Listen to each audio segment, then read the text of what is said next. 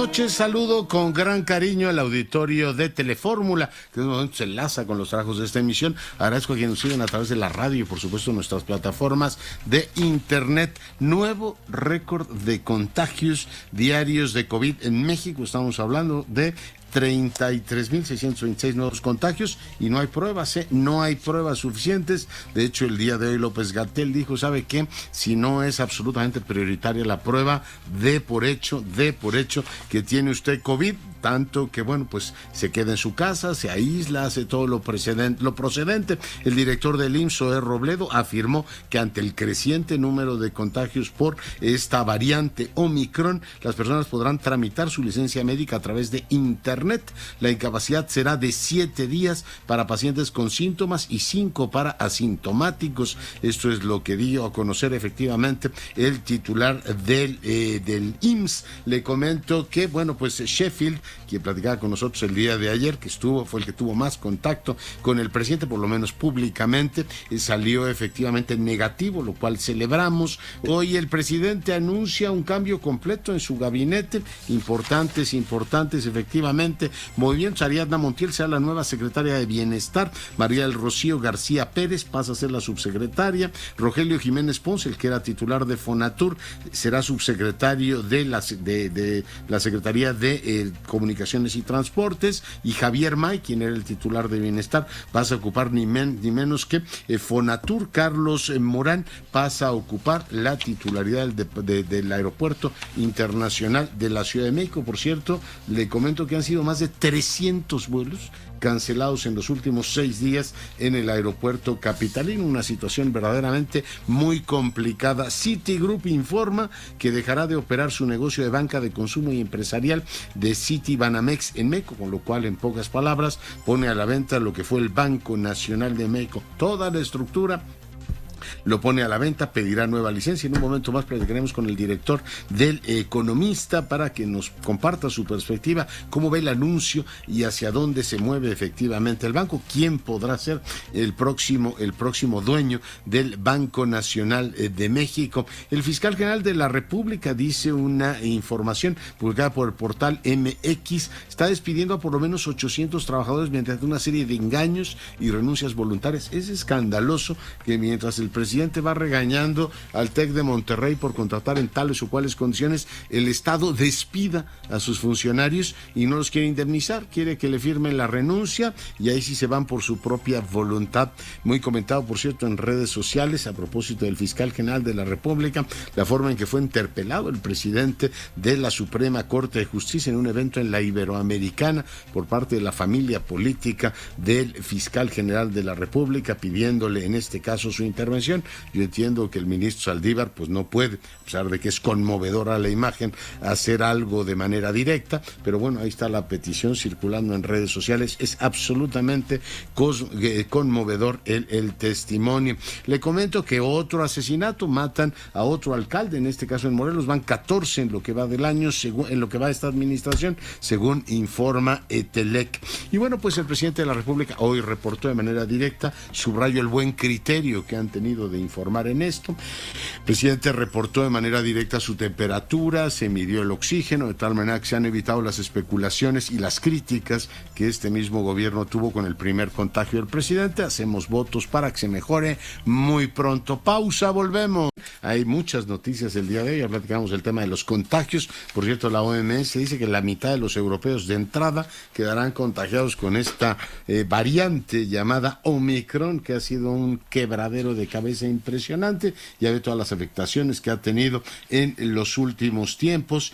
Bueno, en Europa, en Estados Unidos vuelven ahora pues a un problema serio de hospitalización. Están generándose ahí algunos cuellos de botella. Por tanto, lo digo para que en este país quienes toman decisiones las vayan tomando, ¿no? Igual que tuvieron la crisis de la aeronáutica civil y aquí parece que no nos enteramos, igual que no parece que nos hayamos enterado de lo contagioso que era Omicron. Dijo, no hombre, aquí no va a pasar nada, a disfrutar, se ha dicho. Hasta Los Ángeles Azules querían llevar ahí a un concierto en fin de año, menos mal que reconsideraron eso. Pero en este caso, bueno, pues le digo, los contagios siguen creciendo en Europa y en Estados Unidos vuelven a este tema de las alarmas en las hospitalizaciones, así es que ojo con el tema. El otro asunto que también está generando mucha conversación es que pues Citi anuncia que pone a todo efecto práctico a Banco Nacional de México en venta. Yo le agradezco mucho al director general editorial del Economista, Luis Miguel González, que hoy converse con nosotros. Señor director,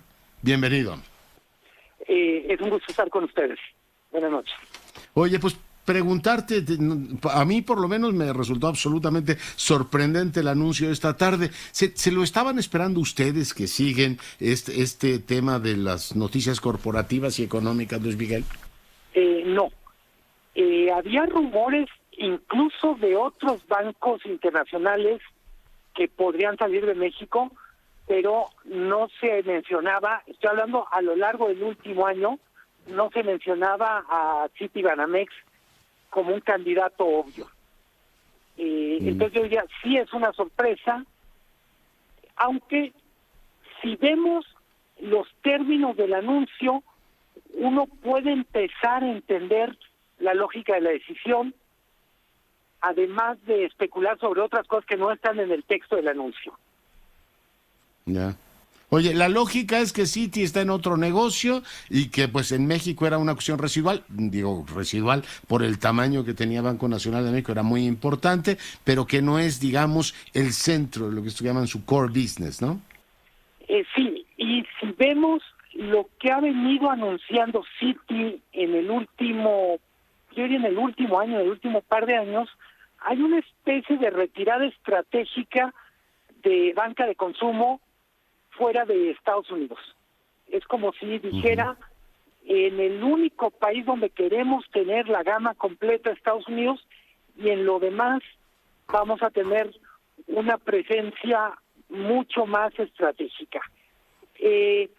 También es cierto, y ahí es donde empiezan los asteriscos, México tenía un lugar muy especial en el mapamundi de Citi.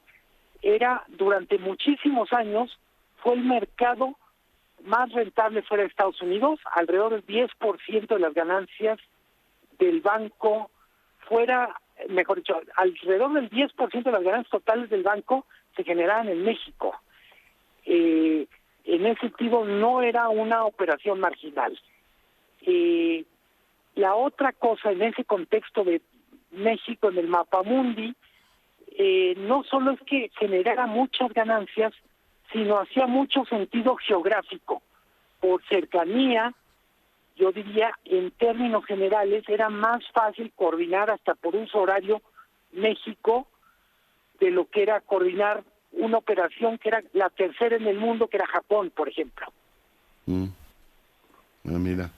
Oye, en algunos casos hemos visto pues una transformación completa del banco, como es el caso de Santander. En otros casos un mestizaje que creo que ha sido muy favorable, con el caso de Bancomer y el BBVA, que ahora tienen, bueno, pues es el banco más importante de este país. Pero en el caso de Citibanamex, bueno, por lo menos esas son las cosas que yo oía, te lo pregunto a ti que estás mucho mejor informado, nunca se consolidó del todo, digamos, esta fusión entre la lógica norteamericana de hacer la banca y la lógica mexicana, Luis Miguel. Totalmente. Hay un indicador que no deja duda de lo que planteas, y es, pasó de ser el banco más grande de México, de competir por el número uno, a colocarse en una competencia fuerte alrededor del tercer lugar. Y alguien diría, bueno, no importa tanto la posición, sino la rentabilidad. Y es verdad que Banamex o Citibanamex generaba una tonelada de dinero. Solo por poner un dato, en los 3 primeros trimestres de este año generó $1,200 millones de utilidad.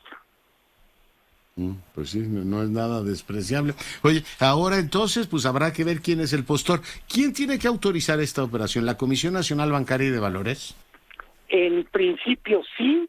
Por la importancia sistémica, tendrán que estar en la mesa, seguramente Banco de México, Secretaría de Hacienda.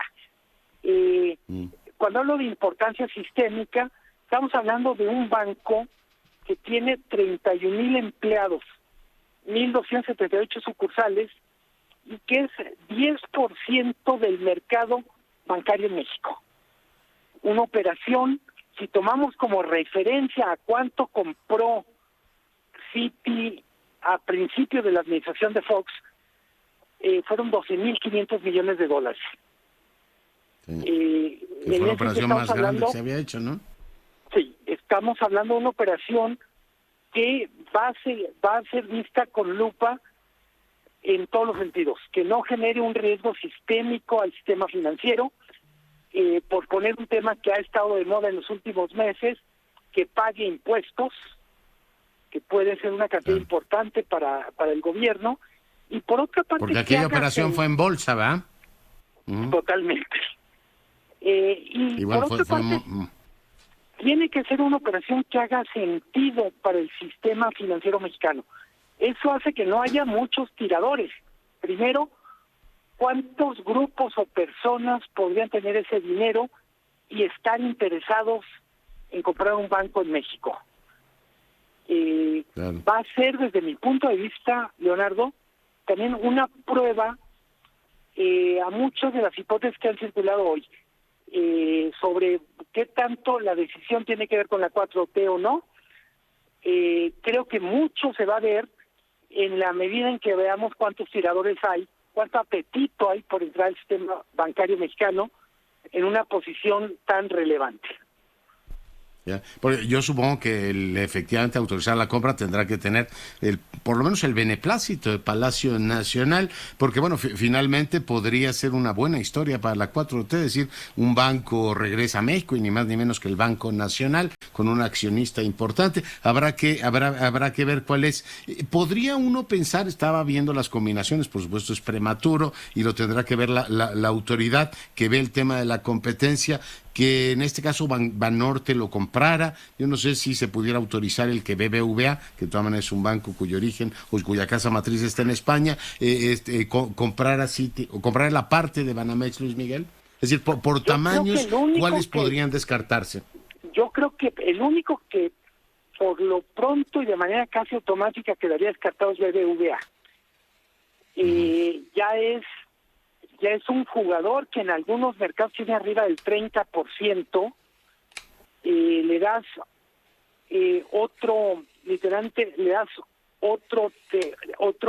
otra rebanada del pastel y pues prácticamente va a comer solo. Creo que de ahí en adelante todas las combinaciones podrían ser, pero al final hay que ver que en buena medida no solo es el tamaño en términos de participación de mercado, sino las combinaciones en donde esto efectivamente sume. La historia de estas fusiones y adquisiciones, pues no es que se garantice que con tamaño se tiene el éxito. Muchas fusiones no funcionan, por ejemplo, porque tienen redundancias en geografía. Para no hacerlo tan abstracto, le pido a quienes nos están escuchando, piensen en sucursales. Si un banco tiene muchas sucursales pegadas a Citi, claro, pues de alguna manera no es lo más lógico que salga ganando comprando 1,278 sucursales, de las cuales va a tener que cerrar la mitad o algo así. Claro, a menos que se vuelva un negocio inmobiliario, pero ese ya es otro tema más complicado. Oye, hicieron el anuncio después de que cerraran los mercados, ¿no? Vamos a ver cómo se comporta mañana la acción, Luis Miguel. Totalmente. Y por lo pronto, lo que sí podemos decir, el tipo de cambio no respondió prácticamente nada. Es verdad que no hay una correlación directa. Creo que una cosa que no hemos dicho, Leonardo, es una operación que se puede llevar varios meses y que mientras tanto todo va a seguir como es hasta ahora. Es decir, quien tiene una cuenta en este banco pues va a poder literalmente seguir haciendo sus trámites bancarios. Lo mismo pienso si tiene Afore o seguros, etcétera. Es decir, muy probablemente del anuncio de este anuncio de que está a la venta, de que se pone el letrero a que se realice la venta, pasen varios meses y probablemente estemos hablando de este tema en 2023. Ya.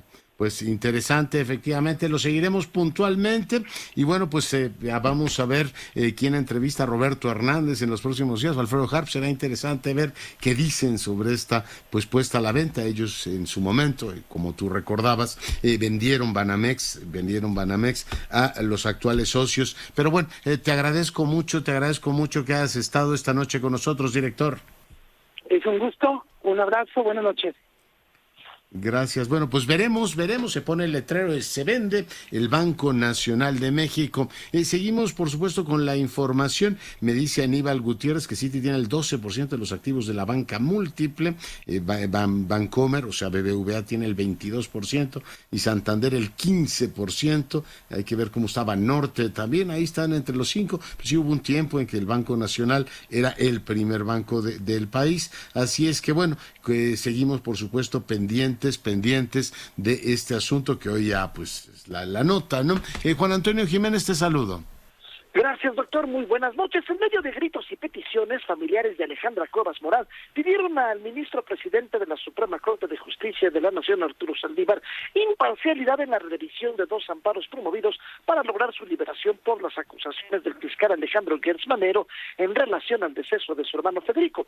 Durante conferencia magistral que Saldívar Lelo de la Rea ofreció en la Universidad Iberoamericana con el tema de la Gran Reforma Judicial 2021, los hijos de Alejandra Cuevas aguardaron la sesión de preguntas para exponer los supuestos abusos del poder precisamente del fiscal general. Alonso Castillo Cuevas, hijo de la procesada, sostuvo que el fiscal Alejandro Gertz Manero promovió que la Corte atrajera la revisión de 2 amparos que daban prácticamente la libertad de su madre. Pasado más de 60 días y lo único que hemos recibido de la Suprema Corte de Justicia de la Nación es un silencio absoluto que nos mata, al igual que la celda asfixia a mi madre ilegalmente en la cárcel. Ministro presidente, no permita que Alejandro Gertz Manero, que fue el cuñado de mi abuela durante 52 años, extermine al Poder Judicial. Ana Paola, otra de las hijas de la procesada, se hincó ante el ministro presidente y elevó el tono al cuestionar sobre las leyes mexicanas que tienen encarcelada a su madre desde hace 452 días. ¿Dónde está el abuso de poder que está teniendo mi mamá? 452 días. Si fuera tu mamá, ¿qué harías? ¿Qué harías? ¿Qué harías? Ante estas demandas, el titular del Tribunal Constitucional sostuvo que no entraría en un debate ante dichos cuestionamientos y pidió a las familias de Alejandra Cuevas Morán que confíen en la resolución que tomará el Pleno de la Corte cuando analicen el caso. La decisión sobre el tema de los 2 amparos en revisión que están en la Suprema Corte lo resolverá el Pleno de la Corte con base en las constancias que haya en el expediente, sin ninguna presión y consideración distinta que sea el que se ajuste a derecho, a la Constitución y al respeto a los derechos humanos. Arturo Saldívar dejó claro que desconoce el caso y está por designarse al ministro oponente que lo llevará. Sostuvo que su conciencia está tranquila al considerar que hizo lo correcto, doctor. Muy bien, pues te agradezco mucho el reporte y ahí están las imágenes, son absolutamente dramáticas, conmovedoras. Gracias por el reporte y bueno, pues le comentaba que hoy el presidente de la República hizo grabó un mensaje para los embajadores y cónsules, hizo ayer 2 anuncios, uno que nombraba a un periodista para Nicaragua y a un activista para Venezuela, también 2 gentes muy cercanas a él, mientras el canciller, fíjese, en la reunión, en la inauguración de la reunión de embajadores y cónsules, decía que iba a haber un nuevo mecanismo, por cierto el presidente lo iba a anunciar, de cómo iban a darse los ascensos y los nombramientos, y yo digo que algo tiene de profundamente irónico cuando al mismo tiempo que el presidente está anunciando a 2 de sus cercanos que no tienen experiencia diplomática, pero bueno, pues se van a estas 2 posiciones, pues recuerda uno que Washington es una posición política y mandó un exsecretario, uno entiende que esté ahí Esteban Moctezuma, un hombre que tiene, digamos, diálogo abierto con el presidente, pero Madrid, pues seguimos esperando Tendría que revisar esto, en qué va este tema del beneplácito al exgobernador de Sinaloa. Un beneplácito tan largo es como si no sé, invitas a cenar a la chica de tus sueños y lleva un mes y no te responde, ¿no? Dice, oye, ¿no quieres venirte a cenar conmigo? Si un mes no te responde, ya como que los sueños los podrías empezar a plantear en otra persona, ¿no? Yo creo que un beneplácito tan largo debería hacer pensar a México, si España, bueno, la verdad es que no he revisado ese expediente en qué va, pero no ha nombrado todavía a Quirino, pero bueno, dice uno, lo demás, Londres, pues se fue su exsecretaria, París, una amiga del presidente, Alemania, el ex subsecretario de Economía que cerraron, Ecuador, una amiga del presidente, Argentina, una amiga del presidente, Venezuela, Nicaragua y otros más, Santa Sede, también un periodista muy acreditado en temas de otro tipo, no necesariamente de temas religiosos, pero por lo demás todas las otras plazas que se vayan a concurso y que las ocupe el servicio exterior, el servicio profesional, pues la verdad es que uno dice como que son dos discursos, dos historias completamente diferentes, ¿no? Una comedia romántica y una película de terror. En cualquier caso, siguen los nombramientos políticos que han sido la constante en esta, y además directamente vinculados al presidente, que han sido la constante en esta administración. Dejo ese tema y quedo pendiente, por supuesto, de los nombramientos de cónsules, Dicen que ahí viene una realineación en clave política muy, muy interesante, que, bueno, el día de hoy se supone que nos los iban a dar a conocer, por eso suscito el comentario el día de hoy. Pero saludo ahora a mi compañera Edna Jaime, directora de México Evalúa, a quien le deseo un año espléndido. Mi querida Edna, ¿cómo estás? Muy bien, y también te deseo un año con mucha salud. Creo que el activo más importante para nosotros en este momento es ese, Leonardo. Entonces, a ti, a la audiencia, pues mis mejores deseos para que tengamos un año con salud, y a partir de la fortaleza de la salud hagamos muchas cosas. Y para de lo que demás ya nos ocupamos, ¿sí? Cuéntanos. Ya nos ocuparemos. Y para que pues todos los mexicanos, Leonardo, tengan la oportunidad de un servicio de salud de calidad.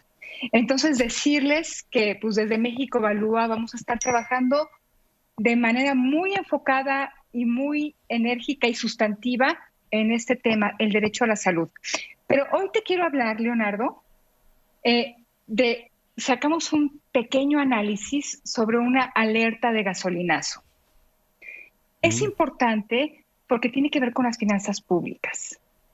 He platicado últimamente con gente que hace calificaciones al país y pues dice que los números se ven bien, y creo que esta ha sido una prioridad del presidente, Leonardo. Él sabe que el presidente que devalúa se devalúa, sabe dónde están las fibras sensibles del mexicano, que cambia su opinión respecto al gobernante cuando le pegan esas fibras sensibles. Una devaluación, que es un golpe certero en el patrimonio, la inflación, o sea, que nuestro ingreso se vea mermado, nuestro poder adquisitivo, para ser más precisa, se vea mermado por la inflación, pues es un tema bien delicado. Por eso este término es la economía estúpido, ¿no? O sea, hay que cuidar, y el presidente lo sabe. Pero ya tenemos una alerta de gasolinazo. No tenemos un gasolinazo. Son dos cosas distintas. Se ha hablado en los últimos días, y me gustaría un poquito aclarar la discusión, el debate, de que tenemos un gasolinazo. No, tenemos la posibilidad de un gasolinazo, porque en la propuesta en la ley de ingresos, si hay un incremento en la cuota y el IEPS para las gasolinas del 7.4%, Leonardo. Eso ya está en nuestra ley de ingresos. El gobierno en cualquier momento lo aplica. No lo ha aplicado. No hemos tenido un 7.4% de incremento en las gasolinas, en la Magna, que es la que más se consume, porque el mecanismo como se define el precio de la gasolina al consumidor es algo complejo, pero bien interesante, y es bien importante entenderlo. Por un lado tenemos la cuota del impuesto, pero por otro lado tenemos estímulos, Leonardo. Es una manera de darle estabilidad a algo que es volátil. el precio del petróleo es volátil, el precio de los hidrocarburos y de los combustibles que consumimos es volátil. Entonces, estos son mecanismos para estabilizarlos. Hemos tenido periodos donde hemos tenido un subsidio a la gasolina muy grande. Esos estímulos han sido muy grandes. Y es cuando las finanzas públicas pues, han tenido que sostener el consumo de aquellos que hacen uso intensivo de hidrocarburos y de gasolinas, para ponerlo claro. Uh-huh. Y es un impuesto bien regresivo, Leonardo. Uh-huh. Beneficia a los que tienen carros y más consumen. Por eso el impuesto a la gasolina, el IEPS, es un impuesto muy interesante porque es bastante progresivo. Y porque en aquellos países donde se utiliza bien, en algunos casos se etiqueta para obras de infraestructura, transporte público, pues resulta bien pues, provechoso. Entonces la pregunta, Leonardo, que nos debemos hacer, ¿vamos a tener un gasolinazo? Y la segunda pregunta derivada de la primera es, ¿va a afectar la popularidad del presidente? Yo creo que si ya se previó en la ley de ingresos este incremento en la cuota al IEPS, se puede utilizar en cualquier momento. Los estímulos se deciden semana con semana, Leonardo. Entonces, si realmente el presidente y el secretario de Hacienda, sobre todo, siente que la soga le aprieta el cuello, es posible pues, que se haga efectivo este 7.4%. Y que el estímulo baje. Por supuesto, todo dependerá de los precios del petróleo, pero es bien importante entender esta combinación entre cuota y estímulo. La cuota ya la tenemos, está en la ley de ingresos, 7.4%, pero estamos dando estímulos. Y cuando el precio del petróleo cae, por ejemplo, los estímulos no son necesarios. Cuando el precio del petróleo se incrementa, entonces ahí es cuando el gobierno tiene que decidir. Y estoy segura que entran muchas variables a consideración qué hacer, si subsidia o si cobra el impuesto. Si subsidia, claro, sabemos que es un impuesto regresivo, Leonardo, que favorece a los más ricos y que afecta a las finanzas públicas. Si no subsidia, tiene un costo político. Entonces, pues la pregunta es, tenemos la alerta del gasolinazo. Yo veo muy debilitada la hacienda pública, como nunca. Se lo he escuchado no solamente a mi equipo, que es un equipo de gente muy, muy talentosa y experta, a otros. La hacienda pública nunca ha estado tan debilitada. Entonces, ¿qué va a predominar, Leonardo? ¿La responsabilidad o el criterio político? Con esto quiero concluir. En caso de que haya un gasolinazo, ¿cómo se verá afectada la aprobación del presidente? En el pasado hemos visto una correlación clarísima entre aceptación, o sea, un gasolinazo sí le da del eje de flotación a la aprobación del presidente. ¿Pasará lo mismo con el presidente López Obrador? Yo creo que él lo sabe y por eso este equilibrio yo creo que sí sabe, querida. Yo creo que sí lo sabe y lo sabe bien. Sabe cómo le fue a Peña Nieto, que por cierto eran creo que 125,000 millones los que tenía efectivamente que mantener o que sacar de algún lado para poder mantener los precios de las gasolinas. Y recuerdo nítidamente que dijo, no puedo hacerlo. Este presidente que está sacándole dinero hasta el Instituto Nacional de las Lenguas Indígenas va a decir, me sacan el dinero hasta del Politécnico si hace falta, pero yo estoy seguro que el criterio político lo hace. Además, él lo dijo, ¿no? Mi prestigio está directamente ligado al precio de las gasolinas, lo cual me parece como principio Leonardo, querido, bastante entonces, dudoso. Estamos ya hiciste tu pronóstico, no habrá gasolinazo, tendremos muchas repercusiones hasta que no micro, porque habrá que sostener el subsidio. Hasta que no sea estrictamente necesario, te dirá, y que bueno, espero que no llegue el caso, pero me parece muy atinado tu análisis, mi querida Edna, y ahí está el dilema. Muchas gracias por el mismo. Te mando un abrazo, Leonardo, que estés muy bien. Hasta luego, y vamos rápidamente a Acapulco con Marco Aguileta, director de Fórmula Guerrero. Mi querido Marco, ¿cómo estás? ¿Qué tal, doctor? Qué gusto saludarte a ti y a tu amable auditorio. Pues entrada, feliz año y sobre todo saludable que sea para todos, por supuesto, este 2022. Doctor, bueno, pues compartirte que la Secretaría de la Defensa Nacional confirma a través de un comunicado de la 9ª Región Militar que estarán reforzándose ya las medidas de seguridad en Acapulco, en Chilpancingo y en Iguala. En este destino turístico donde pues lamentablemente se han venido ya registrando un número de extorsiones, también de secuestros y lamentablemente también asesinatos. Lamentablemente se ha recrudecido la violencia en estos primeros días del año y por ello pues elementos del Ejército junto con la Guardia Nacional estarán ya pues llevando a cabo, doctor, operativos en coordinación, así lo anuncian, con autoridades municipales, estatales, por supuesto también elementos de la Marina, la Fiscalía General del Estado y también la Fiscalía General de la República. Me suena la campana. ¿Me aguantas? Pasamos el corte y acabamos contigo, mi querido amigo. Volvemos. Con gusto, doctor. En enlace con nuestro director de Fórmula Guerrero, Marco Aguileta, pues nos hablabas del anuncio del despliegue federal, consonante con la presencia de que tuvo en su momento el presidente de la República, apoyando a la gobernadora Salgado. Marco. ¿No? ¿Se cortó? Bueno, pues vamos a tratar de enlazarnos nuevamente con Marco Aguileta para que termine la información. Hoy Reforma traía en portada que habían subido brutalmente el tema de las extorsiones en Acapulco, y bueno, pues es uno de los asuntos interminables en esa entidad federativa, promesas en campaña, y bueno, pues de pronto viene la triste realidad. Ya le tocó vivirlo a Félix Salgado Macedonio como alcalde de Acapulco, ahora su hija es la gobernadora. Ya tengo a Marco Aguileta en la línea. Marco, adelante. Gracias, doctor.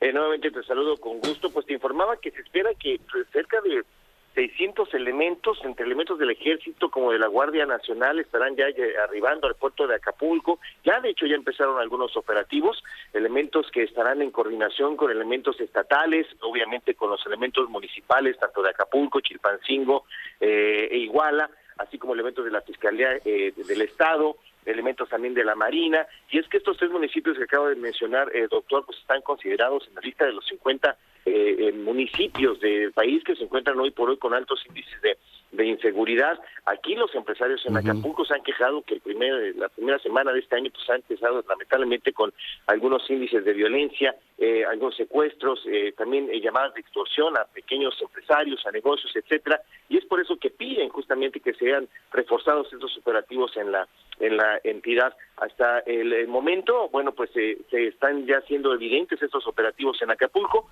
después de que pues ha concluido ya prácticamente la temporada vacacional decembrina. Esperemos, por supuesto, que efectivamente bajen los índices delincuenciales, puesto que no se espera que nuevamente se detone la violencia y que pues de esta manera empiece este año para este destino turístico y los municipios ya mencionados en Guerrero, doctor. Y tienen que dar algún resultado, porque en este caso en Guerrero no tienen el margen que tienen otras entidades, como por ejemplo en Zacatecas, de echarle la culpa al gobierno anterior, porque terminó Astudillo con el beneplácito presidencial diciendo que había gobernado bien. Por cierto, ¿sabemos a dónde va Astudillo? No, por lo pronto no. Hay muchas versiones que han trascendido, desde que se iría de embajador a algún otro país, algunas otras versiones de que pues prácticamente pues estaría esperando a lo mejor a que llegue el momento de ir por una senaduría nuevamente. En fin, no hay datos al momento, y repito, todos están trascendidos. Así es, todos son trascendidos, vamos a estar muy pendientes. Recibió bendición del número 1, así es que en este caso pues no pueden decir, es que estaba muy mal gobernado Guerrero, como han dicho en otras entidades, así es que habrá que dar resultados. Marco, te mando un gran abrazo. Incluso, perdón, rápidamente, nada más como de una pequeña mención, bueno, pues los índices de violencia lograron reducirse en gran consideración y bueno, los datos venían a la baja justamente en ese periodo de gobierno de Héctor Astudillo, que concluyó hace apenas unos meses. Vamos a estar muy pendientes. Abrazo fuerte, doctor. Feliz año nuevamente. Igual, cuídate y espero verte pronto allá en Acapulco. Vamos ahora con la doctora Domínguez Barbosa, quien saludo, por cierto, con enorme gratitud el día de hoy. Desearte un feliz año, doctora, ¿cómo estás? Feliz año, Leonardo, para ti también y para todos los tuyos. Estamos pues agobiados con tantos casos. Es abrumador la cantidad de contagios que esta variante Omicron está trayendo y está arrasando básicamente con toda la gente que no había contagiado. Sumamente transmisible. Quiero compartir que pues básicamente llega a una persona en un hogar y en pocos días caen absolutamente todas las personas, sin ninguna excepción. ¿Y qué es lo importante, Leonardo, aquí? Que bueno, hay muchas líneas en donde, sobre todo científicas, que dicen, bueno, vamos a permitir que la gente se contagie para que logremos esta inmunidad de rebaño que ya pareciera utopía. No sé si te parezca correcta mi palabra, pero realmente no estamos totalmente ante un virus, no estamos ante un virus que nos ha permitido ni siquiera tener un atisbo de esa inmunidad en rebaño. Cuando parecía que la íbamos a alcanzar, de repente se subía el porcentaje que necesitábamos de esta inmunidad, porque justamente las variantes nos lo han impedido. Es un virus al que hay que tenerle sumo respeto, es un virus que sigue replicándose, que no termina la pandemia con Omicron, que estamos viendo surgir una interacción que justo lo comentábamos aquí en tu espacio. ¿Qué va a suceder en este medio cuando ocurra Delta Omicron al mismo tiempo? Pues el virus se sigue replicando, se sigue reproduciendo porque sigue teniendo la capacidad de infectar gente, y en esa reproducción que tiene, pues justamente tiene la oportunidad de mutar. Entonces probablemente veremos nuevas variantes, y muy distal a lo que opinan muchos colegas de que hay que contagiarse. Yo tengo mis reservas y le pido al público, a toda tu gente que tanto te escucha, que prefieran no infectarse. Es mejor evitar infectarse a lo máximo, porque aunque sí, inevitablemente la tasa de contagios es muy alta en nuestro país y en el mundo, prefieran no infectarse porque todavía no sabemos la carga que tenga esta enfermedad a la larga, cuáles son el espectro clínico en su cronicidad, cómo nos va a tratar después de unos meses y después de unos años de haber sufrido esta infección. Hablo no nada más de Omicron, de todo lo que es COVID. Entonces, si ustedes pueden evitar y seguir evitando contagiarse, por favor, sigan evitándolo. Cuídense muy bien, usen doble mascarilla cuando sean lugares muy concurridos, eviten estas reuniones, no den por hecho que es una gripita o una alergia, guárdense inmediatamente, por favor, guárdense inmediatamente en sus hogares, aíslense por lo menos 10 días y reporten justamente que tienen síntomas. No urge que se vayan a hacer una prueba, porque también hay escasez de prueba, Leonardo. Estamos teniendo casos en donde no, es que la estoy buscando y nadie me la da. Bueno, la prueba no les va a dar el tratamiento. La prueba simplemente les va a decir que tienen o no COVID. Pero si tienen síntomas, den por hecho que tienen COVID. Entonces, no salgan y no expongan a otras personas y no se sobreexpongan ustedes si tienen síntomas solo por ir a buscar una prueba. Si tienen síntomas, den por hecho que están positivos, Leonardo. Y no lo minimicemos, decimos que es un catarrito y total ya es la última variante, el último saludo del escenario y nos vamos. Hay que tomarse en serio el tema. Hay que tomarse muy en serio. Recordemos sobre todo lo que pasó hace 2 años, lo que ha seguido pasando y que seguramente veremos próximamente también, y empieza en Europa, lo vemos observar, lo vemos pasar, lo estamos observando, y entonces nos llega meses después y parece que no aprendimos nada. Entonces, la economía no aguanta un confinamiento y la perpetuidad de este confinamiento, no lo aguanta ninguna economía, pero sí es importante que tengamos en cuenta que entre más tiempo nos mantengamos alejados del contagio, muy probablemente nos vaya mucho mejor a la larga. Hay que pensar en corto y también a la larga, Leonardo, porque la carga de la enfermedad que se viene, no solo para nuestro país, para el mundo en general, es muy grande.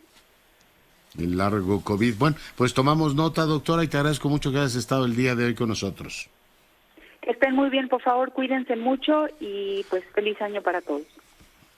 La doctora Domínguez Barbosa, bueno, pues ahí lo tiene. Este es un tema muy serio. Mire, hoy la portada de Reforma es clara, contundente y dice más que 28,000 editoriales. Incluso no tiene ningún sentido ni llevarlo a redes sociales y pelearse. A las 7:18 el presidente decía, es que creo que es gripa. A las 18 y pico de la tarde, o sea, a las 18 horas, decía es que es COVID. No, hay que minimizarlo. Bueno, que se equivoquen las previsiones de crecimiento, pues polemizamos, está hasta divertido. Pero este tema es muy delicado, ¿no? Entonces, que lo minimicen. No, hombre, aquí no pasa nada. Siguió despachando sin cubrebocas y todo lo demás. No voy a hacer, por supuesto, toda la crónica de lo archisabido. Pero sí hay que recordar que, bueno, pues a todas estas personas que le creen y le creen mucho al presidente, y no me voy a poner a discutir política ahora, pero bueno, escuchen lo que dicen también los médicos, ¿no? Es decir, si el presidente minimiza el tema, incluso entra en una contradicción el mismo día, en su propia persona, la máxima contradicción posible entre creo que es una cosa y la realidad es otra, pues en este caso esta idea de minimización, no, por lo menos la doctora no la comparte y no la meto a asuntos políticos porque lo de ella es la medicina, pero en términos de lo que es el mensaje, igual que a la vez claramente el que informar al presidente sobre su estado de salud, esta idea de que es una cuestión de que ahí vamos, que es una cuestión de ánimo, no, yo creo que es mejor atender a lo que te dicen los médicos, decir, sin pánico, pero cuidarnos. Y cuidarnos muchísimo. En fin, no me extiendo en el asunto porque hay otro tema que quiero incluir en la agenda informativa del día de hoy, darle seguimiento a la situación del CIDE, tema muy importante a finalizar el año anterior. No queremos perderle la pista a ese tema por lo que representa el CIDE en términos, digamos, emblemáticos para este país. Saludo por consiguiente al doctor Javier Aparicio. Doctor, ¿cómo estás? Buenas noches. Leonardo, muy buenas noches a ti y a tu auditorio. Pues actualícenos cómo va la situación en el CIDE, ¿qué novedades hay en ese frente? Pues mira, las novedades, como sabrás, las instalaciones del CIDE en Santa Fe siguen ocupadas por estudiantes. CONACYT y el doctor Romero, pues no se han aparecido, no han querido dialogar, pues ni con profesores, ni con estudiantes, ni con trabajadores. Y lo que acaba de ocurrir, que lo acabo de poner en mi Twitter, es que hace un par de horas nos enteramos que CONACYT está convocando a lo que se llama la Asamblea General de Asociados del CIDE, que es como, el CIDE es una asociación civil, entonces está convocando a un cuerpo que es por arriba del Consejo Directivo, y lo que pretenden hacer es reformar los estatutos del CIDE. Este viernes a las 9 de la mañana, pretenden reformar los estatutos del CIDE. ¿Por qué nos preocupa? Pues llevamos meses diciendo que CONACYT está violando la legalidad y que está violando los estatutos del CIDE al designar a José Romero. Entonces, ¿qué proponen ahora? Pues cambiar los estatutos para que la designación como la de Romero, que fue un dedazo, que no se sometió a votación, pues para que sea legal y para que el secretario académico del CIDE, que normalmente tiene que ser un profesor, un miembro del CIDE, pues que ya no tenga que ser miembro del CIDE.